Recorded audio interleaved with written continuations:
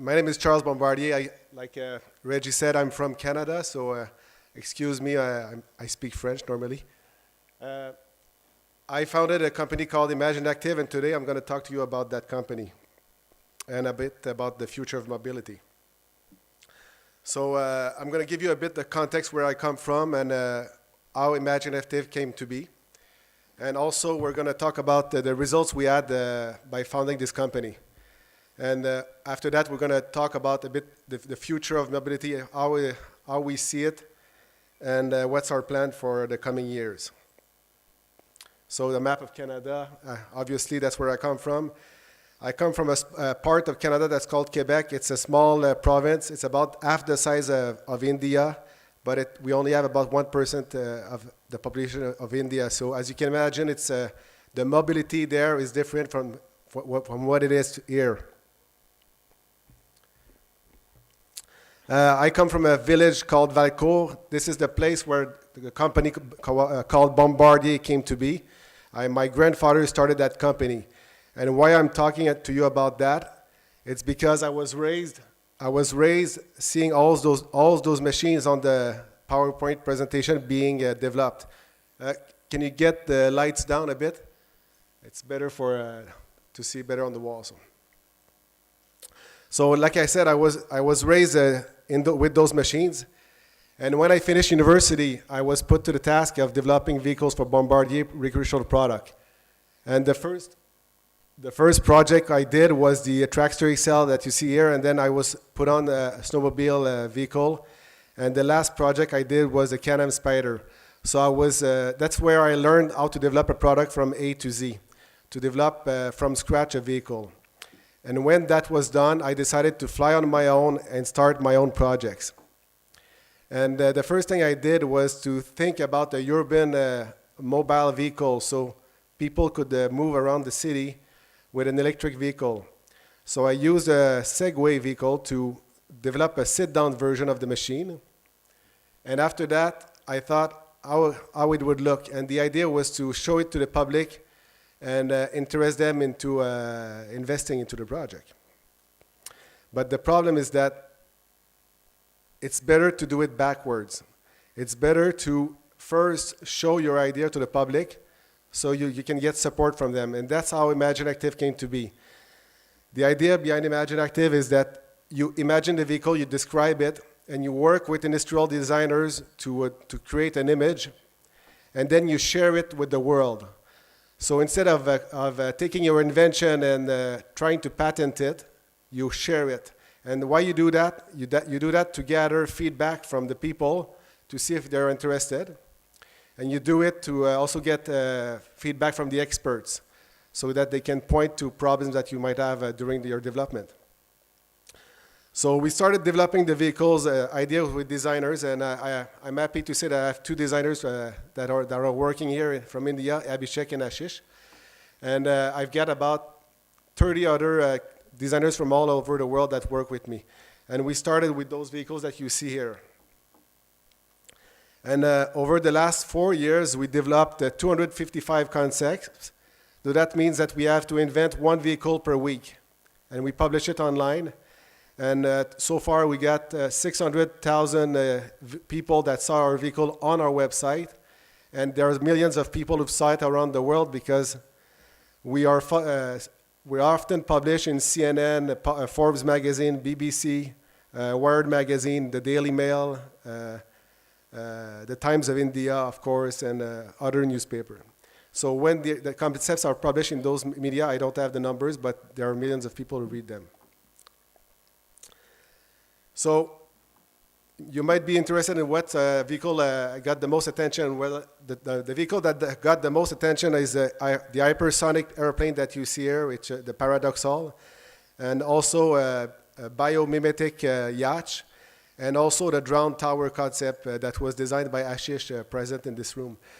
So these are concepts that got a lot of attention. But what about urban mobility? That's the subject we're here to discuss. So I'm going to give you an heads up of what we have been thinking about in the last 4 years in terms of urban mobility. So this is going to be to inspire you and to give you an idea of what's coming up ahead. So first of all, a commuting vehicle. We thought about this type of train that could take you from downtown Delhi to the airport or to any other city in the world. And on your way to the airport, you would be able to check in, pass immigration, pass security, and arrive directly at the gate. So it's a way to bypass all those systems at once using mobility. Next is the Zero Cool concept. It's not been released yet, so don't share it with anyone, but it will probably be in the next few weeks. It's in fact a motorcycle that can have room for 14 people on it. It uses a gyroscope to maintain its balance, and I think it could be used to do short routes between villages and the city, routes that are not being used by larger buses. And it's narrower, so it could go on roads that are very smaller. This is the Up-Exit platform. The Up-Exit is basically a transit bus system with two decks, but it also comes with a platform where you can descend on two levels. So imagine if you design your city in the future, maybe you could design a city to receive those types of double-deck platforms. And you can also design the top platform for kids and younger people, and the lower platform for older people or people with disabilities. So you could probably target the audience and market the platforms so they are built for a generation. This is an idea for a small tram that's automated that you could hop on and hop off very rapidly. The Rubix is interesting. In Montreal, we have a lot of parking garage in our homes, and seldom, like the moderator talked about, we don't use it. The car stays parked in your garage all day or all night. So why not use the car to become an extra room? So you could use a car to work at home, and then it could bring you to your work. So it's a way to use mobile vehicles to also perform other functions. Same thing for the microbiz vehicle. The microbiz is a small vehicle. I saw a lot of those in Delhi. There's a lot of people that sell items on the street, and all across the world, people are selling stuff in our streets, in our cities. And why not develop these vehicles so they can be used to pay taxes? Because obviously the city needs to pay its bill. And these vehicles could be, they could communicate with the city. They could even be provided by the city to small entrepreneurs who want to start in life. The city would provide a vehicle that could be used to do all types of business, and it would be connected with the city. Sorry about that. So this is the hypership concept. The hypership is a bit like the Hyperloop, but it's used for shipping goods. And the next one is the UPEX, which is an automated vehicle. So it's a way, how are the vehicles going to ship goods in our cities? Are they going to do it at night? Are they going to be electric? Are they going to use robots? So this is a concept that is trying to showcase this. And also smaller robots that could be teamed up with those bigger ones.